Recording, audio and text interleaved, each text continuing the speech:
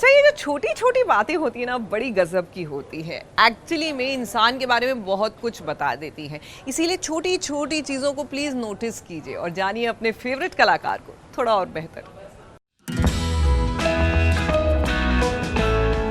हाय, मैं हूँ राजश्री ठाकुर और आज मैं आपको बताने जा रही हूँ अपनी कुछ छोटी छोटी बातें।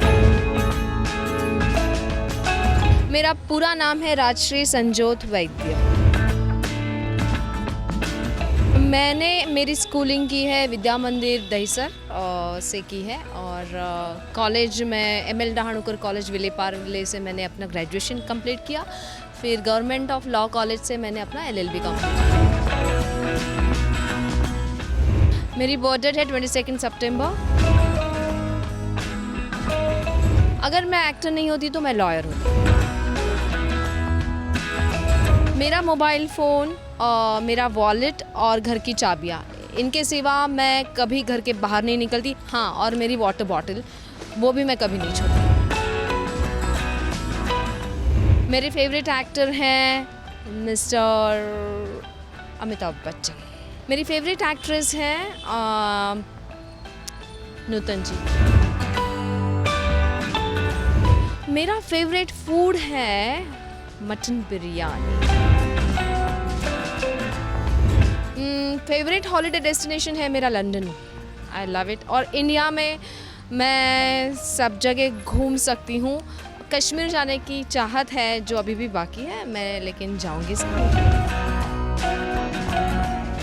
मेरा फेवरेट कलर है रेड।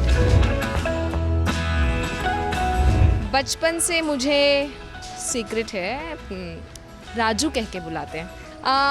राजू, एक्चुअली मुझे राजा कहलवाना बहुत पसंद था। ऐसा मतलब मुझे घर वाले कहते हैं, जब मैं बचपन छोटी थी बहुत, तो मैं रोया करती थी कि मुझे राजा बुला और राजा बुला। तो राजा का उन्होंने राजू कर दिया। भाई राजा नहीं, चलो राजू ठीक है। पहली बार मैंने कैमरा फेस किया था, एक्चुअली एग्जैक्ट याद नहीं, पर मैं जब असिस्टेंट डायरेक्टर थी तब एक छोटा सा मैंने रोल किया था और उसमें मुझे कुछ 1000 रुपये मिले होंगे शायद, आई डोंट रिमेंबर। मैं असिस्टेंट थी एक सीरियल में, मराठी सीरियल में, और क्या होता, एन मौके पे कोई वो जो एक्ट्रेस थी वो आ ही नहीं पाई, तो फिर मुझे खड़ा कर दिया कि भाई कर लो, 2 लाइनें हैं कर लो, और मैंने कर लिया था। मेरा तकिया कलाम है का यार, बेस्ट कॉम्प्लीमेंट, आपकी स्माइल बहुत अच्छी है। नहीं, मेरी आंखें बहुत अच्छी है। नहीं, बेस्ट कॉम्प्लीमेंट, आप नूतन जैसे दिखती है। बहुत सारी है। मैं अपनी लाइफ में यही बिलीव करती हूँ कि लिव एंड लेट लिव। ये लाइन मुझे इसलिए पसंद है कि जब आप दूसरों को जीने की चाह देते हो या अलाव करते हो, आप खुद भी जीते हो। तो मुझे लगता है खुद भी जियो और दूसरों को भी जीने दो। Live and let live. सास बहू साजिश जब मैं 7 फेरे करती थी तो तभी शायद शुरू हुआ था और तभी से हमारा रिश्ता है। और बहुत अच्छा लगता है कि पुराने लोग या पुराना कोई भी प्रोग्राम जिस पे आप आ रहे थे और अब वापस आ रहे हो, तो एक अच्छा रिश्ता जो कायम था वो और भी उभरता नज़र आ रहा है। अच्छा लगता है इस प्रोग्राम में कोई भी इंटरव्यू देना या कुछ भी कहना या दर्शकों से बात करना, बहुत अच्छा लगता है। तो ये थी मेरे बारे में कुछ छोटी छोटी बातें और उम्मीद है अब आप मुझे कुछ पहले से ज़्यादा जानने लगे।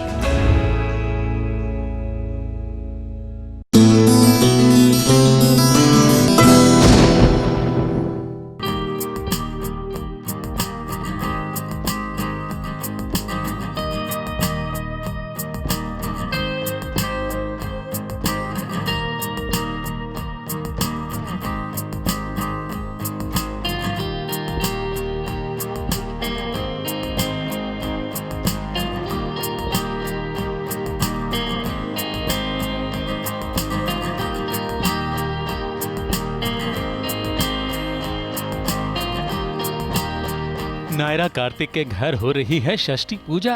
बच्चे के जन्म के बाद की ये पहली पूजा है, इसीलिए तो नायरा सुंदर घाघरा चोली पहनकर तैयार हुई है तो कार्तिक भी शेरवानी में खूब जच रहे हैं और बाकी घर वाले भी इस पूजा के लिए बहुत उत्साहित हैं।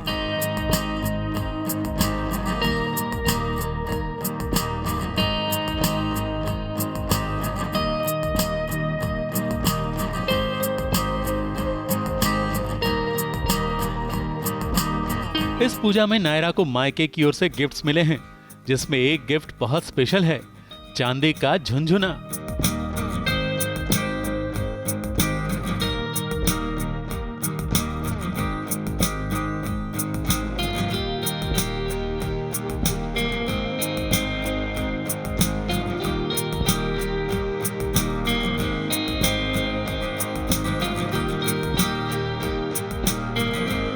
जो असल में तो अक्षरा ने लाया था और अब ये झुनझुना नायरा के घर पहुंच गया है। वैसे कार्तिक ने भी रिटर्न गिफ्ट में सारे बच्चों को गिफ्ट दिए, मगर सबसे बड़ा गिफ्ट तो उसने इस पूजा से पहले नायरा को ही दिया था, बच्चे के लिए चार्ट बनाकर। नायरा जब सो रही थी तब उसने अपने बच्ची के लिए एक चार्ट बनाया, जिसमें बच्ची के लिए पूरा टाइम टेबल लिखा। और ये देखकर नायरा पहले तो थोड़ी हैरान रह गई, फिर उसके मुंह से ये भी निकल गया कि इसकी कोई जरूरत नहीं, क्योंकि वो पहले भी एक बच्चे को बड़ा कर चुकी है। बच्चे हमारे हिसाब से नहीं चलते हैं, हमें उनके हिसाब से चलना पड़ता है। मुझे पता है ना, मैंने पाला है पहले भी एक बच्चा।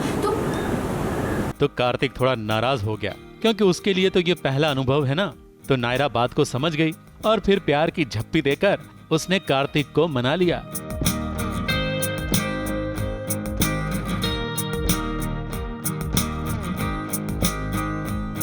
मगर घर पर एक और बड़ा बच्चा है ना, यानी कि नायरा के ससुर जी, जो कृष्णा के साथ नायरा कार्तिक के कमरे में खेल रहे थे। मगर वहां ना जाने किस चीज से मनीष जी डरने लगे। मनु को किट्टू चाहिए, किट्टू मनु का फ्रेंड है, मनु को किट्टू चाहिए। और कुछ ऐसी हरकतें करने लगे जो चिंताजनक है। मनीष जी का ये डर नायरा कार्तिक के लिए कोई बड़ी मुसीबत तो नहीं। ABP news report.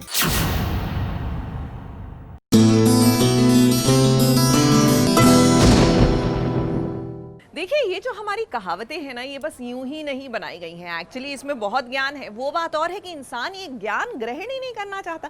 अब फॉर एग्जाम्पल, एक मयान में दो तलवारें नहीं रह सकती। इन शॉर्ट, आपकी लाइफ में दो महिलाएं नहीं रह सकती। लेकिन ये बात वनराज समझने को तैयार ही नहीं। और जैसी इनकी हरकतें हैं ना, इनका बुरा हाल होने वाला है इनकी 25वीं सालगिरह के दिन।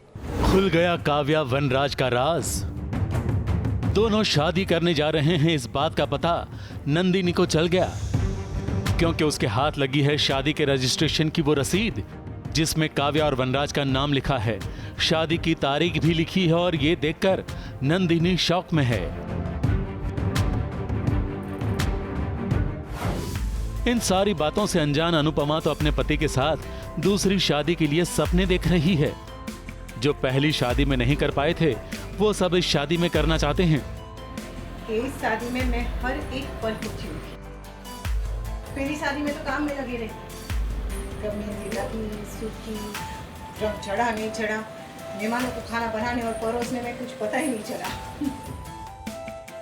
बेचारी कहां जानती है कि वनराज सिर्फ ड्रामा कर रहा है।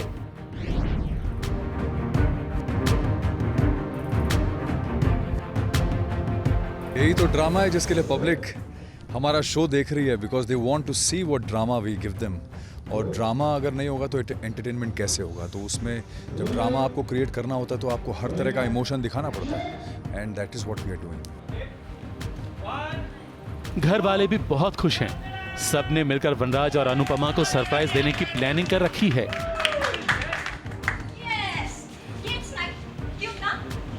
अनुपमा ने अपनी दूसरी शादी की खुशखबरी अपनी सहेली को सुनाई, और अनुपमा की खुशी देखकर नंदिनी और ज्यादा दुखी हो गई, क्योंकि वो जानती है कि काव्या अनुपमा के साथ कौन सा खेल खेल रही है। मगर काव्या तो मानो अब इस घर की बहू ही बन गई हो। वैसे ही इस घर में उसने एंट्री भी ले ली और बाके पैर छूकर आशीर्वाद भी ले लिए, और तो और अनुपमा से माफी भी मांगने लगी, जो कुछ उसने किया उसके लिए और जो होने वाला है उसके लिए भी। क्या करूं? मैं तुम्हारी तरह देवी नहीं हूँ, मैं तो इंसान ही हूँ ना। मुंबई से निशि मिश्रा के साथ एबीपी न्यूज रिपोर्ट। जो भी गलती हो गई उसके लिए भी सॉरी, और आगे जो करना चाह रही हूँ उसके लिए भी सॉरी।